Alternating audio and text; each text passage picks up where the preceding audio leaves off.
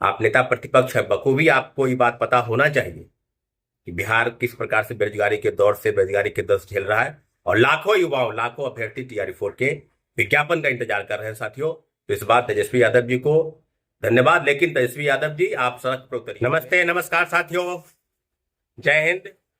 BPSC चौथे phase की बहाली है तो आज राज्य के पूर्व मुख्यमंत्री और नेता प्रतिपक्ष तेजस्वी यादव का ट्वीट आया है। अच्छी बात है कि अच्छी पहल की गई है उनके तरफ से। युवाओं के भरोसे पर 2020 में सबसे बड़ी पार्टी बनने का दावा करने वाली, और उसके बाद जो चीजें सामने आई है आप समझ सकते हैं।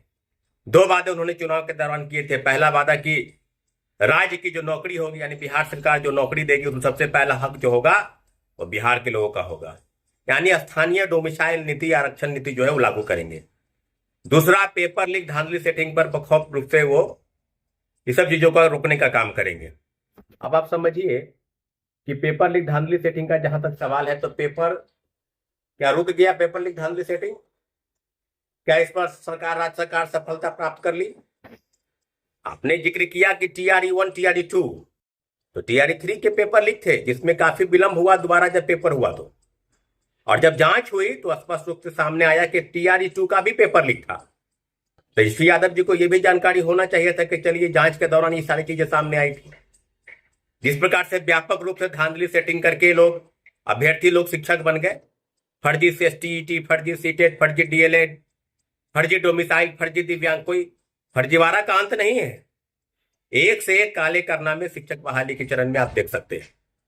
और TRE 4 को लेकर विगत 2025 से यानी अगस्त महीने से, जैसा कि सरकार ने दावा किया कि अगस्त 2025 तक हम TRE 4 का बहाली कर देंगे, उस बहाली के बाद अभी तक पूरा लगभग 1.5 साल बीत गया, अभी तक TRE 4 का विज्ञापन नहीं आया और लगातार आंदोलन चल रहे हैं।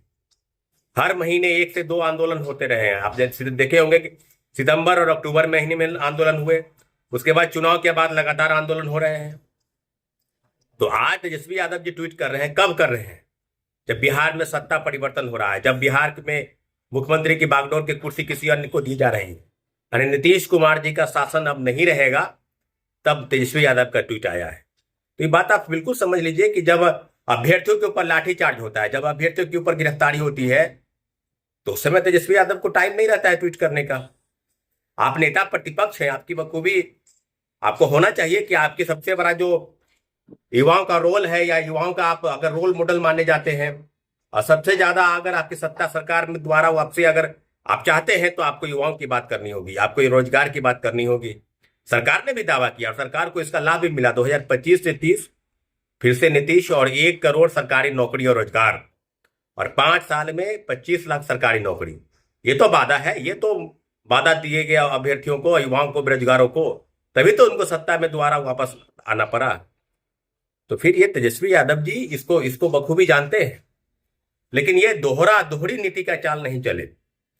क्योंकि अगर आप बिहार के नागरिकों के प्रति, बिहार के युवाओं के प्रति आपकी वाकई में सहानुभूति है, तो ये सहानुभूति हमेशा दिखाई देनी चाहिए।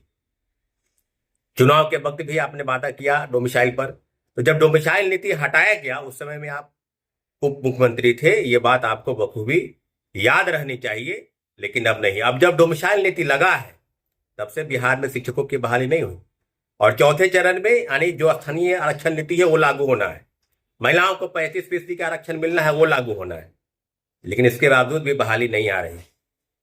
तेजस्वी यादव जी को हम लोग अभ्यर्थियों की तरफ से साधुवाद देते हैं, उनको धन्यवाद देते हैं कि आपने इतने महत्वपूर्ण विषय को ट्वीट के माध्यम से उठाया है। लेकिन अगर आपकी सरकार में आपको युवाओं के प्रति, उनके बेरोजगारों के प्रति आपकी सहनशीलता है या आपकी इतनी गंभीरता है, तो कभी आप मुख्यमंत्री से भी मिलकर ज्ञापन सौंपे, कभी आप उसके लिए सड़क पर भी उतरे।